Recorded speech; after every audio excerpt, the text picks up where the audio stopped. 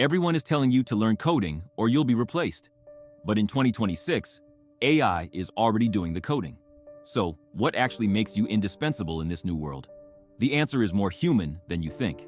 Let's look at the 3 skills that will protect your future. Skill 1. Adaptive thinking.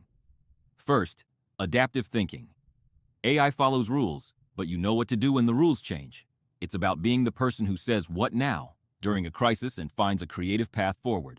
In 2026, those who can pivot will win. Skill 2. Emotional intelligence. EQ. Second, emotional intelligence.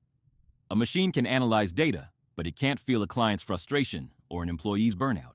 As technology gets colder, the world needs your warmth, empathy, and leadership more than ever. Skill 3. Complex communication. Third, complex communication. It's not just talking. It's the ability to take a complex technical mess and turn it into a story that inspires people. AI provides the data. You provide the meaning. Summary.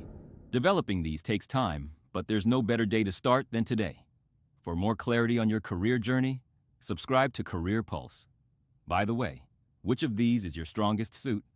Let me know in the comments.